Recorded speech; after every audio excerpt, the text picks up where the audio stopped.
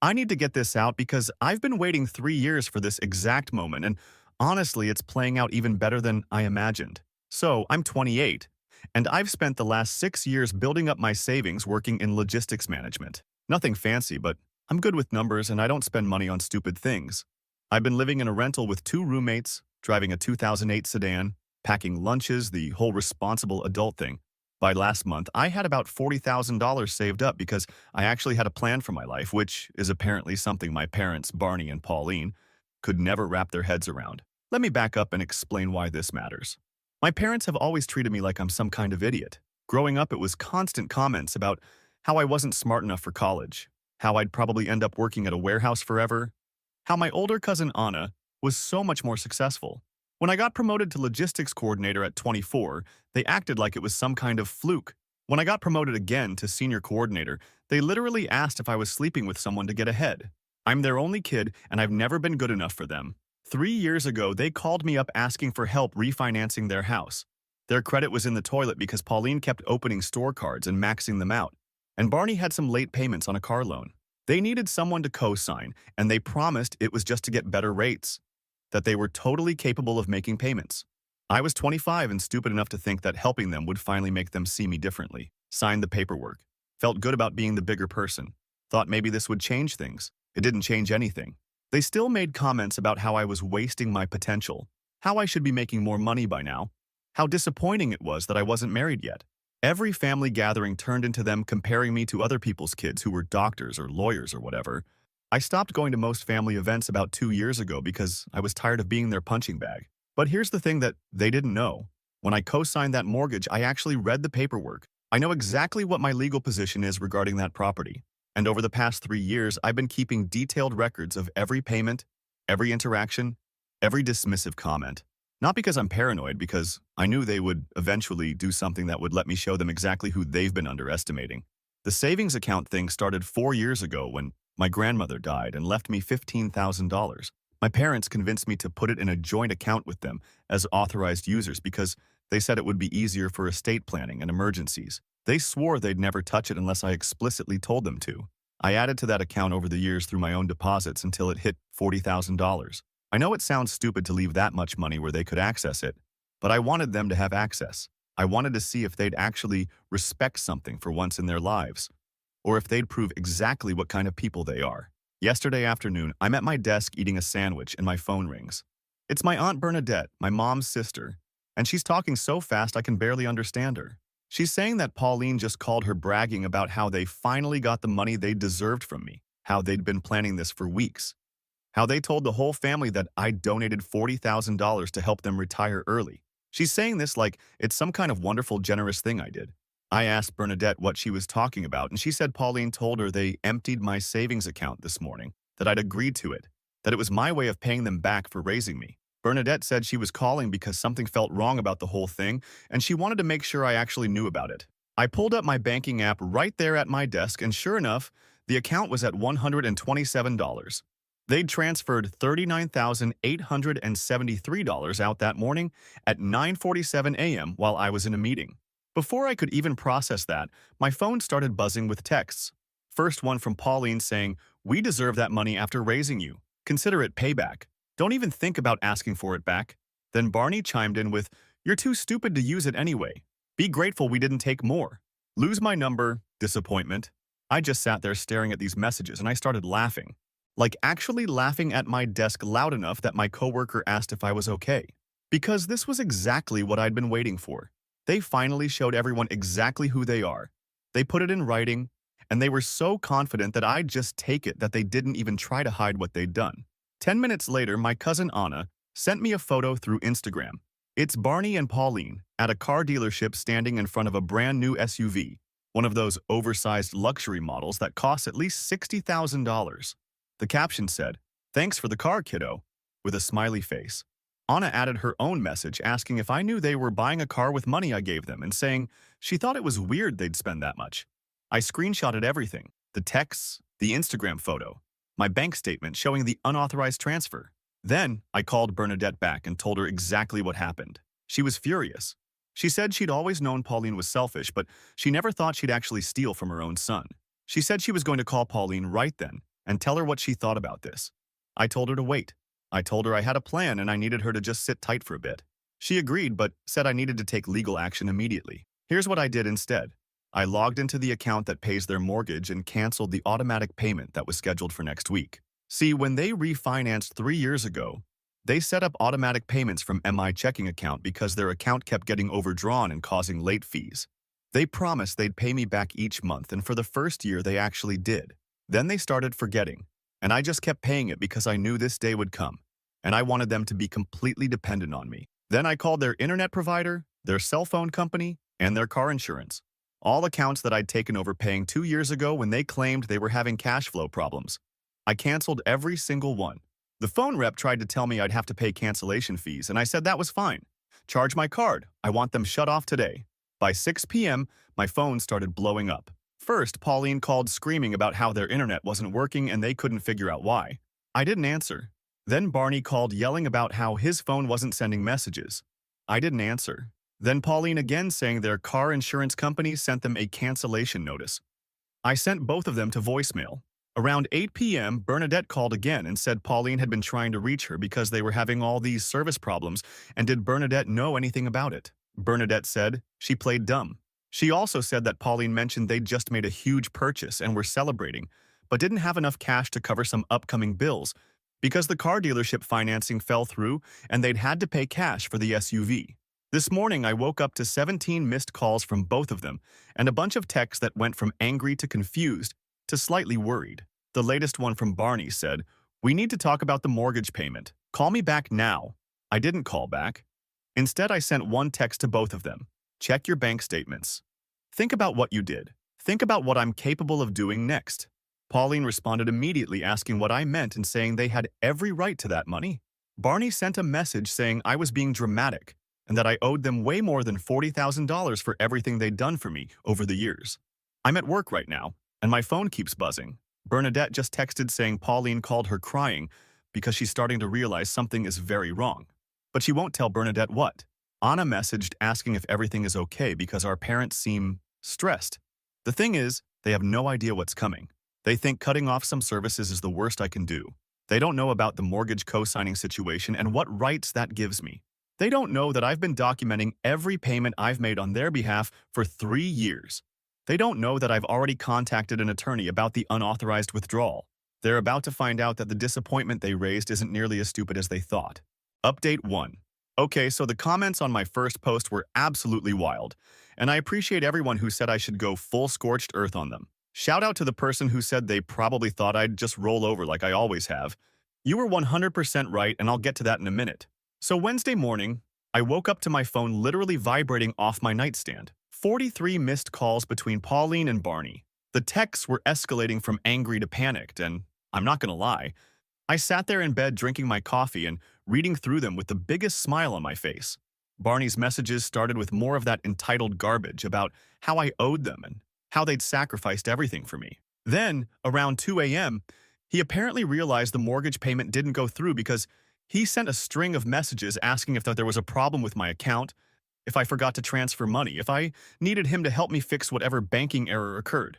The man genuinely thought it was an accident. He thought I was too incompetent to notice they'd stolen $40,000, but that I'd keep paying their mortgage anyway.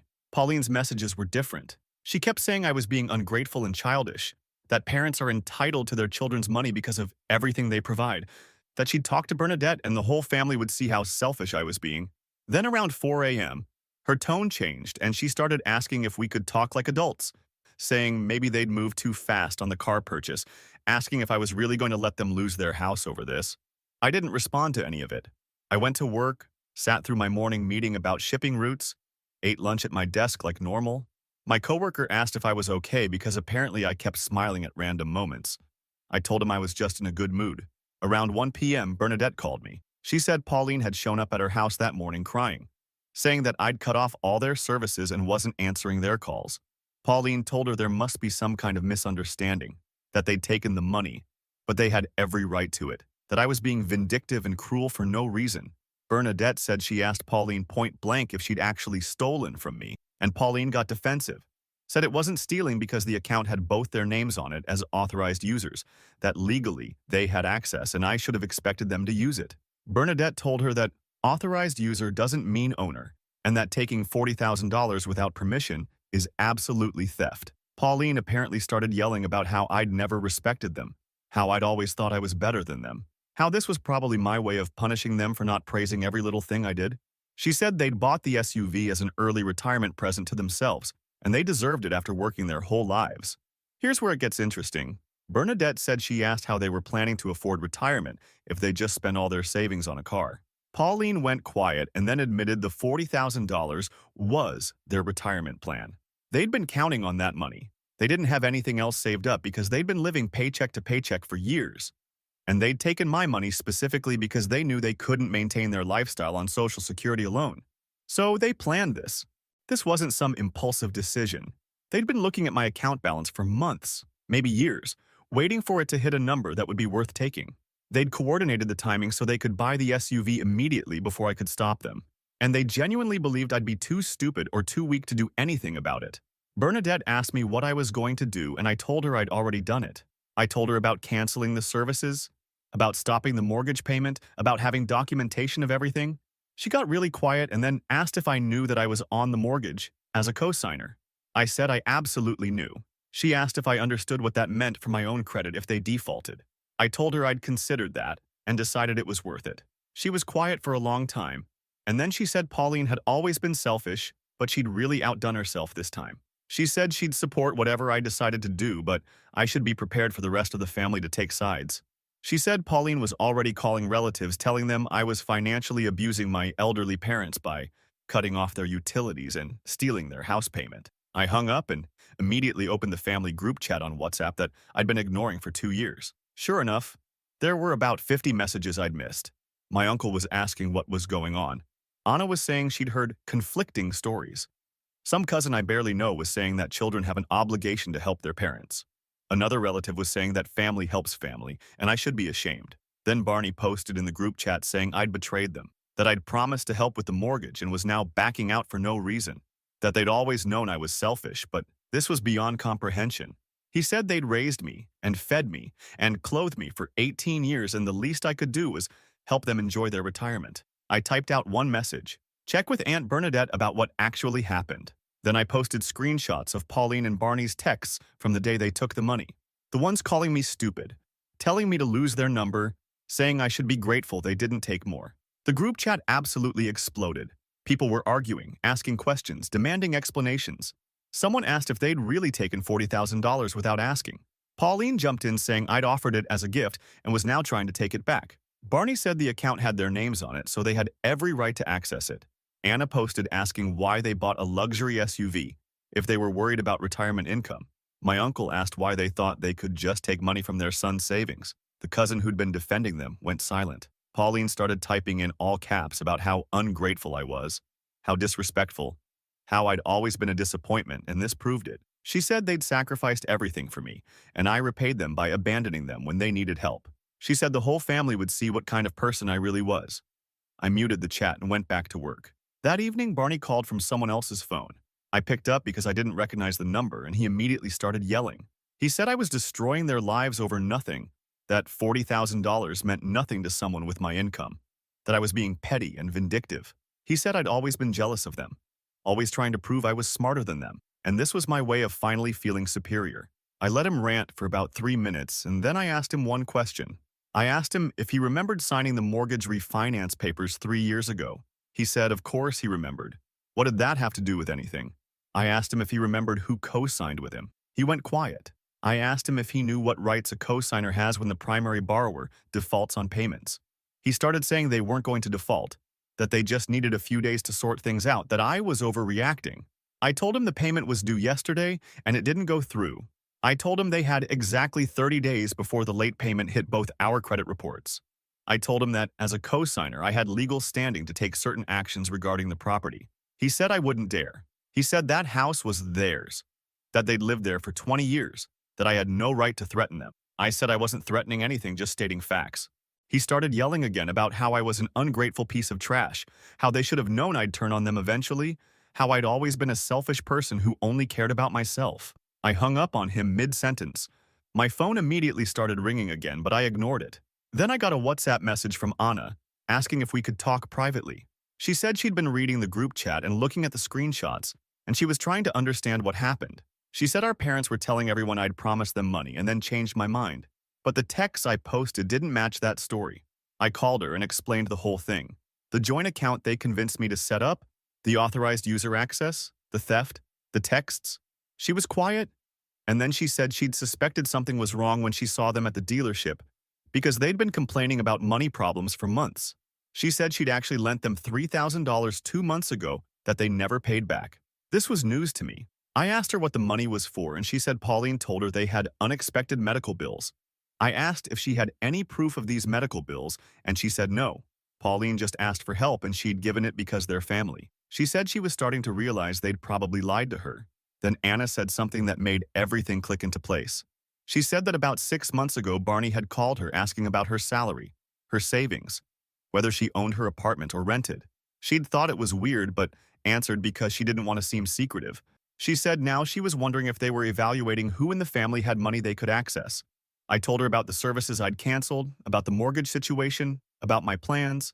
She got quiet again, and then she said she supported me, but I should know that half the family was going to hate me for this. She said Pauline and Barney were already positioning themselves as victims, already telling people I was an abusive son who abandoned his aging parents. I told her I didn't care. I told her I'd spent years being their punching bag and I was done. She said she understood and she'd tell people the truth when they asked her. After we hung up, I sat there thinking about what she'd said about them evaluating family members. I pulled up my bank records and started going through old statements. 3 years ago, when I co-signed the mortgage, my savings were at about $12,000. Not enough to be worth stealing. 2 years ago, I got my promotion, and my salary jumped significantly. That's when they started having all these money problems that required me to take over their bills. They'd been positioning me, getting me used to paying for their stuff, making themselves dependent on my income, waiting for my savings to grow to a point where it would be worth taking. And they'd done it so gradually that I didn't even notice until now. My phone buzzed with another message from the group chat. Someone had tagged me asking if I was really going to let my parents lose their house. Someone else said I should be ashamed. A third person said that family takes care of family, and I was violating that basic principle. I opened the chat and typed, "They stole $40,000 from me and bought a luxury car with it. Ask them how that's taking care of family." Then I left the group chat entirely. This morning I woke up to a voicemail from Pauline. Her voice was different, less angry and more calculated. She said maybe they'd made a mistake, maybe they should have asked first, but the money was already spent and there was nothing they could do about it now. She said the mature thing would be for me to accept what happened and move on. She said if I really loved them, I'd reinstate the mortgage payment and stop punishing them for one small error in judgment. One small error in judgment. $40,000. I'm at work right now, and my phone keeps buzzing with messages from relatives I haven't spoken to in years. Some are supporting me. Most are telling me I'm tearing the family apart. Bernadette texted saying Pauline showed up at her house again this morning, begging her to convince me to fix this. But here's what none of them know yet. I met with my attorney yesterday afternoon at his office downtown. We went through all my documentation. The mortgage papers, the bank statements, the text messages, everything. He said I have multiple options, but the nuclear one would be to force a sale of the house to recover my losses from the co-signed debt.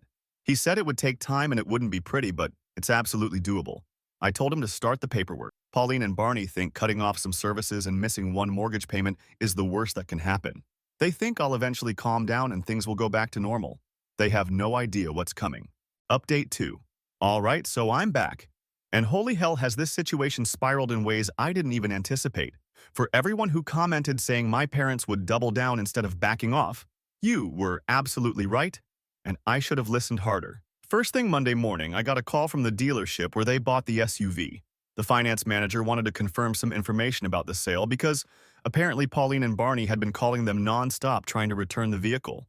I told the guy I had nothing to do with their purchase, and he said that's exactly what he needed to hear, because they'd been claiming I was their financial manager and had approved the purchase, but was now refusing to honor the agreement. The manager said they'd paid cash, so there was no financing to back out of, and their return window had closed after 48 hours anyway. He apologized for bothering me and hung up. So they tried to return a car they bought with my stolen money, and when that didn't work, they tried to blame me to the dealership. Incredible.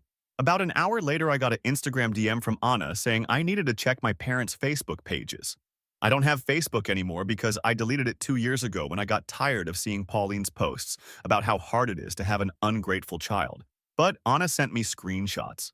Pauline had made a public post saying that her son had cut off all financial support without warning.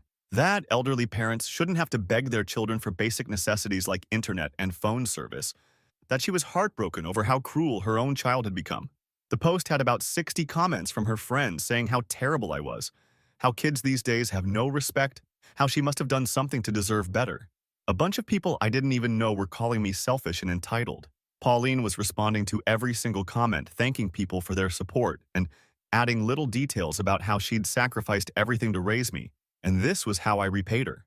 Barney's post was different. He wrote this long thing about how he'd worked his whole life to provide for his family, how he'd always helped his son when he needed it, how he'd co-signed for my first apartment lease when I was 22, which is a complete lie. I've never needed a co-signer for anything, and how now that he needed help in his retirement years, I'd turned my back on him.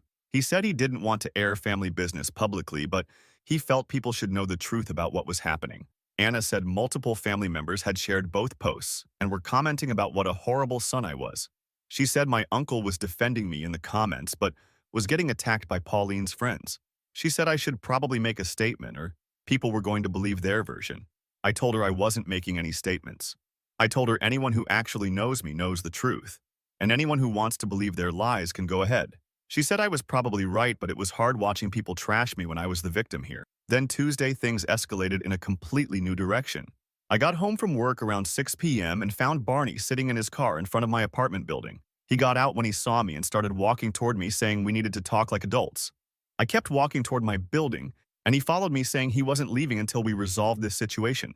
I stopped and turned around and asked him what situation he thought we were resolving. He said the misunderstanding about the money, the mortgage payment, all of it. He said he'd been thinking about it and maybe they'd been too hasty taking the money without asking. But what's done is done, and we needed to move forward as a family. He said he'd already spoken to the mortgage company and explained there was a banking error, and they'd agreed to waive the late fee if the payment was made by Friday. I asked him if he seriously thought I was going to make that payment. He said I didn't have a choice because my credit was tied to that mortgage too, that if they defaulted it would hurt me just as much as them.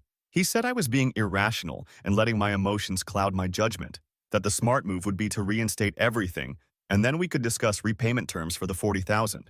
I told him that there was nothing to discuss. I told him they stole from me, sent me texts calling me stupid and telling me to lose their number, and then bought a luxury vehicle with my money. I said I wasn't paying another cent toward their lifestyle. He started getting red in the face and said I was being a vindictive little brat, that I'd always had a chip on my shoulder about them, that I'd always been jealous of people with nicer things. He said the SUV was a practical purchase for their needs, and I was trying to punish them for wanting something nice. I asked him how a $60,000 luxury SUV was practical when they supposedly couldn't afford retirement. He said that wasn't the point. The point was that I'd made a commitment when I co-signed, and I needed to honor it. He said if I didn't make the mortgage payment by Friday, he'd have no choice but to take legal action against me for breach of contract. I actually laughed at that. I asked him what contract he thought I'd breached. He said the co-signer agreement, that by stopping payment, I was violating the terms. I told him he should probably talk to a lawyer before making threats like that because he clearly didn't understand how co-signing works. He said he'd already talked to a lawyer and knew his rights. This was interesting. I asked him what lawyer, and he said that wasn't my business. I asked him if this lawyer told him that as the primary borrower, he was responsible for the payments, and that my obligation as co-signer only kicked in if he defaulted. He went quiet. I asked him if this lawyer explained that if the loan goes into default, I have the right to pursue legal remedies, including forcing a sale of the property to recover my losses. He told me I was bluffing.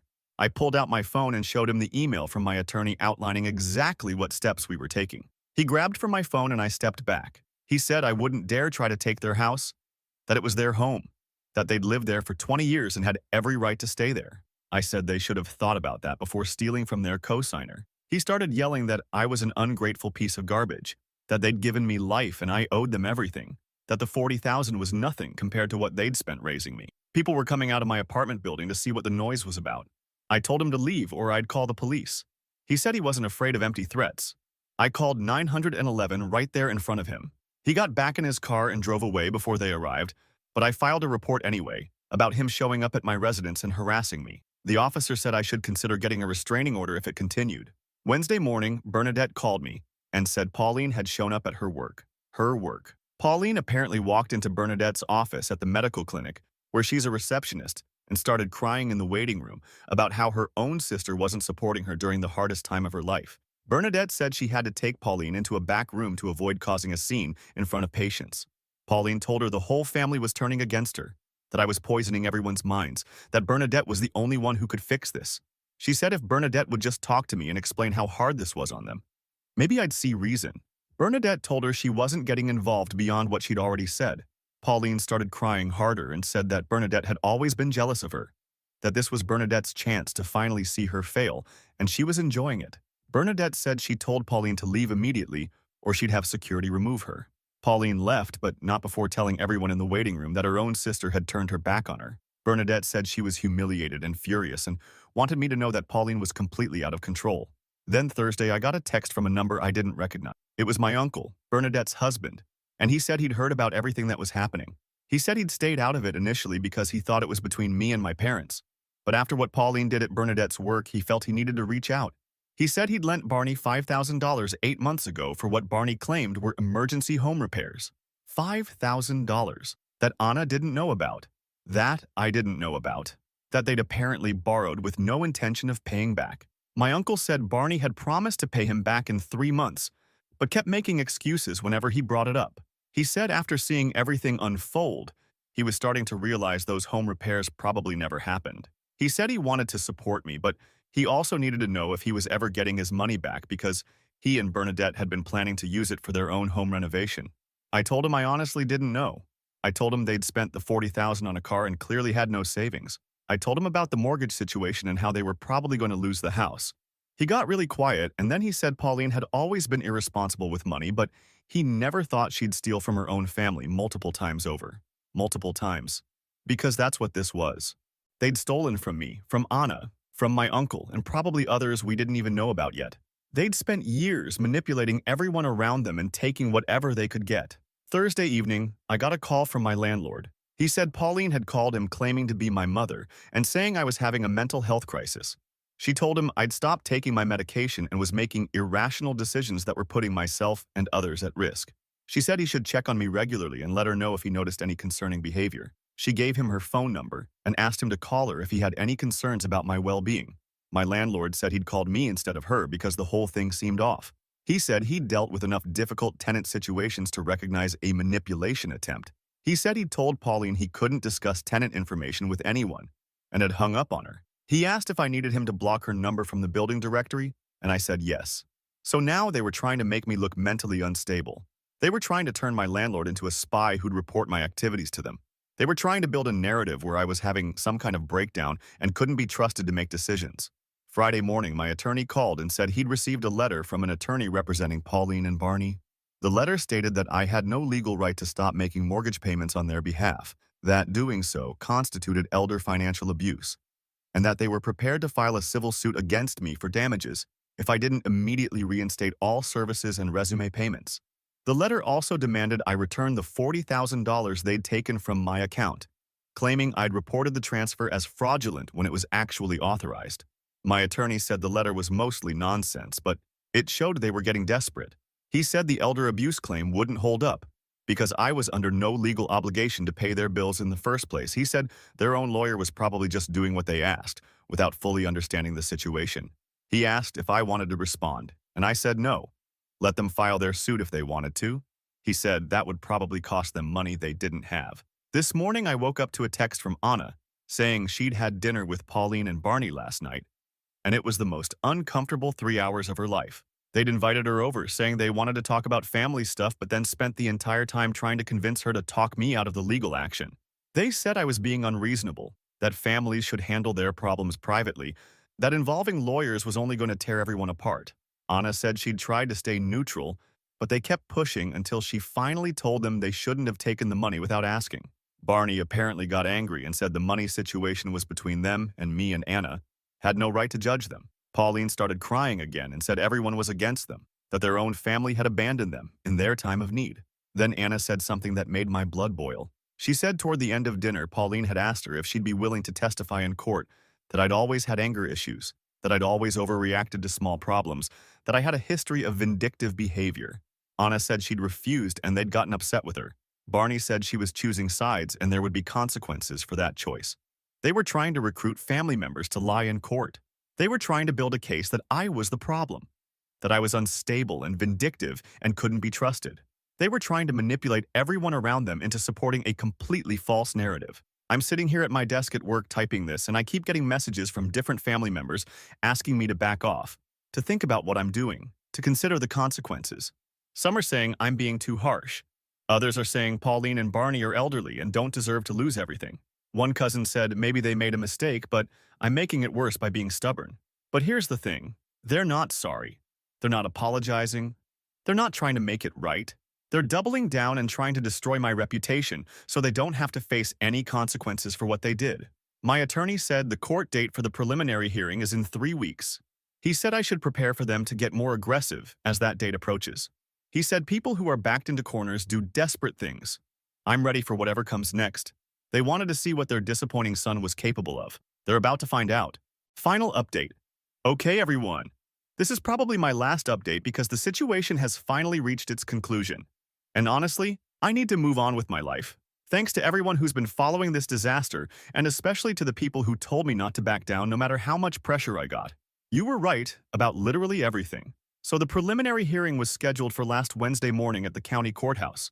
My attorney told me to expect Pauline and Barney to make a scene, to show up with character witnesses, to try every manipulation tactic they could think of. He said judges see through this stuff, but it can still be emotionally draining to sit through. What actually happened was so much more intense than I expected. I got to the courthouse at 8:30 a.m. and found about 15 family members in the hallway outside the courtroom. Pauline and Barney were there with their attorney, plus Anna, my uncle and Bernadette, and a bunch of cousins and relatives I barely knew. Pauline saw me and immediately started crying, telling everyone within earshot that her own son was trying to make her homeless, that she couldn't believe it had come to this.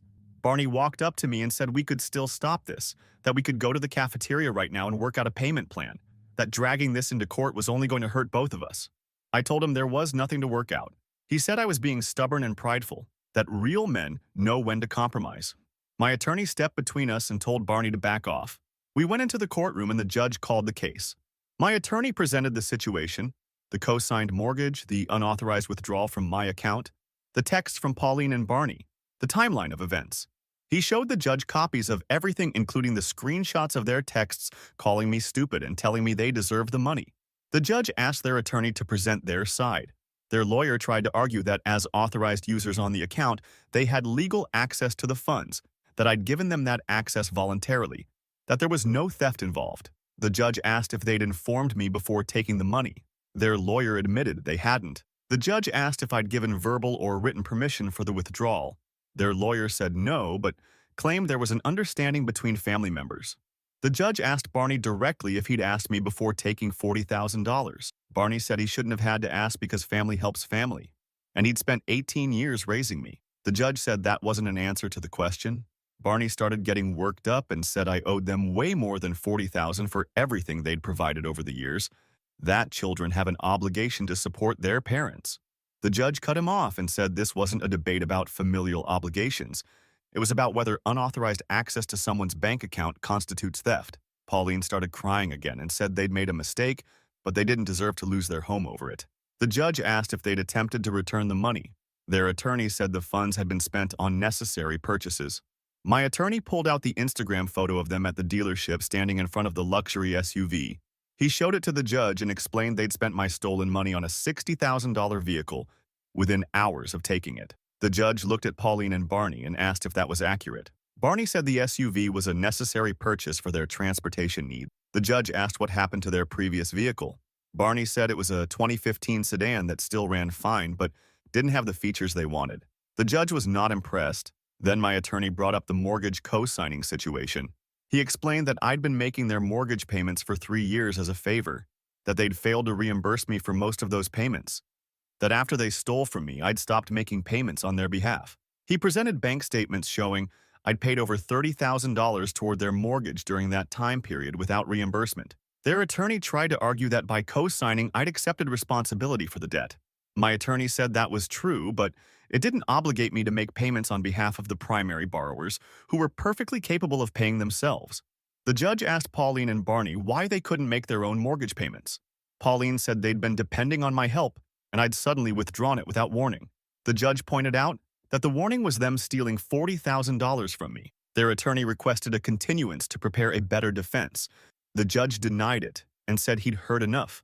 He said that while the authorized user access complicated the theft claim, the combination of the unauthorized withdrawal, the immediate frivolous purchase, and the history of financial manipulation painted a clear picture of bad faith.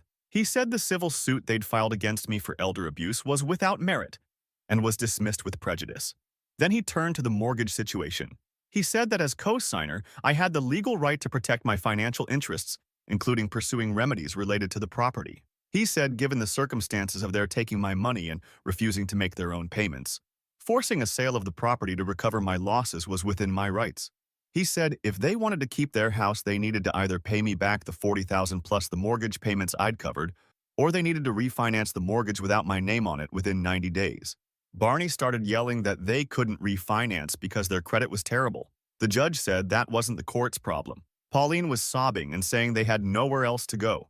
The judge said they should have considered that before committing theft and fraud against their own son. Their attorney tried to interject, and the judge told him to control his clients. The judge ruled in my favor on everything. He said I had the right to force the sale of the property if they couldn't meet the conditions within 90 days, and he ordered them to pay my attorney fees. He said if they had the money to buy a luxury vehicle, they had the money to sort out their financial mess. We walked out of the courtroom, and Pauline immediately started making a scene in the hallway. She was crying and saying I'd destroyed their lives, that I'd ruined everything, that she couldn't believe her own son would do this to her. Other people in the courthouse were staring. Barney told her to calm down, but she just got louder. Then Barney did something I will never forget. He got down on his knees right there in the courthouse hallway and started begging. He said, please, we'll put the money back. Just fix this. We'll do whatever you want. He said they'd sell the SUV. They'd get the money somehow. Just please don't take their house. I looked down at him and said, you can't put the money back because you spent it. I said you have 90 days to figure it out or the house gets sold. He started crying and saying I was killing them, that this would destroy their lives, that I was supposed to be their son. I said they'd made it clear I was a disappointment who didn't deserve their respect, so they shouldn't expect anything from me now. Pauline ran over and grabbed my arm and said, we raised you. We gave you everything. How can you do this to us? I pulled my arm away and told her they gave me a lifetime of being told I wasn't good enough, and then they stole from me. I said they'd made their choices and now they got to live with the consequences. My uncle stepped forward and said he wanted to make a statement. He said in front of everyone that Barney had borrowed $5,000 from him 8 months ago and never paid it back. He said after seeing everything that happened, he was also considering legal action. Barney tried to say that was a separate issue, and my uncle said no, it was all part of the same pattern of them stealing from family. Anna spoke up and said they'd borrowed $3,000 from her too. Another cousin said they'd borrowed money for supposed medical bills that probably didn't exist. The family was fracturing right there in the courthouse hallway, and Pauline and Barney were at the center of it with nowhere to hide. Bernadette told Pauline she'd enabled this behavior for years, but it was over now. She said Pauline had always been selfish and manipulative, but this was beyond anything she'd imagined. Pauline tried to argue, and Bernadette walked away. My attorney and I left them all standing there. He said the next steps were straightforward. They had 90 days to either pay me back or refinance, and if they couldn't do either, the house would be listed for sale and the proceeds would go toward recovering my losses. That was Wednesday. By Friday afternoon, I'd gotten about 40 messages from various family members. Some were still defending Pauline and Barney, saying I'd gone too far. Most were saying they'd had no idea how bad the manipulation and theft had gotten. Several people apologized for believing their lies. Anna called me Friday night and said she'd had lunch with Pauline that afternoon. She said Pauline had spent 2 hours crying and saying she didn't know what they were going to do. Anna said she'd asked point blank why they'd taken the money without asking, and Pauline had finally admitted the truth. They'd been watching my account balance grow for over a year.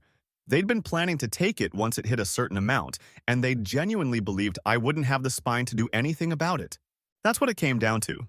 They'd spent my entire life treating me like I was too weak and stupid to stand up for myself, and they'd built their entire plan around that assumption. They thought they could steal from me, and I'd just accept it because I always had before. They thought calling me names and making me feel worthless would keep me under control forever. Anna said Pauline had tried to get her to loan them enough money to pay me back, but Anna refused.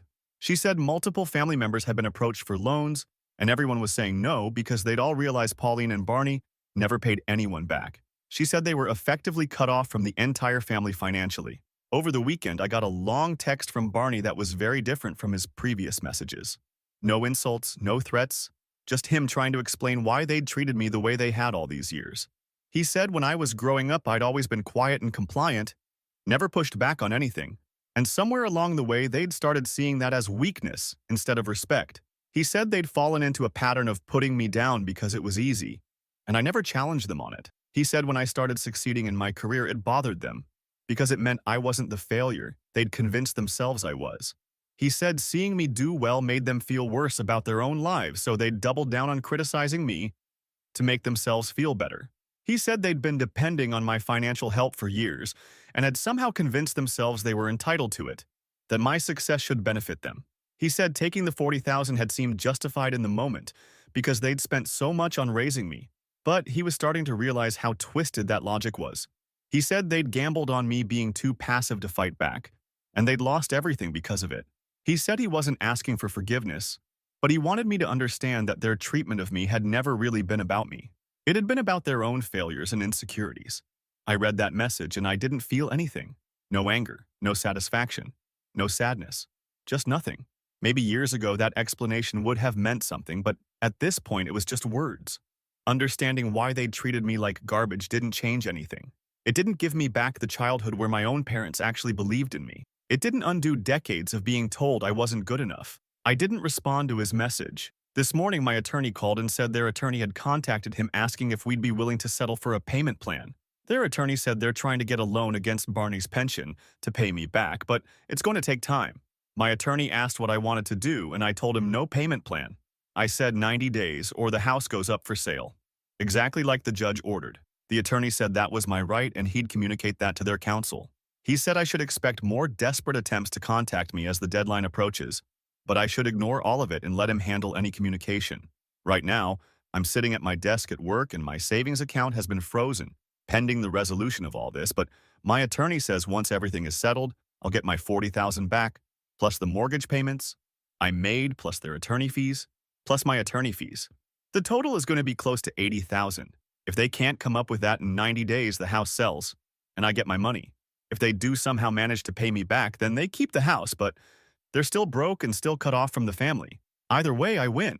To everyone asking if I feel bad about potentially making them homeless, no. They made themselves homeless when they decided stealing from me was a good idea. They're not elderly and helpless. They're in their late 50s with decades of poor choices behind them. They can rent an apartment like everyone else. To the people saying I should have been the bigger person and worked something out, you don't reward theft with compromise. You don't let people steal $40,000 from you and then negotiate about it. That's not being the bigger person. That's being a doormat. To everyone who supported me through this whole thing, thank you. Seeing other people validate that I wasn't crazy or overreacting helped more than you know. My parents spent my whole life convincing me I was the problem, and breaking free from that mindset was hard. Your comments and messages reminded me that I wasn't wrong for standing up for myself. The disappointment they raised turned out to be a lot more capable than they thought, and that's exactly what they deserve to live with for the rest of their lives.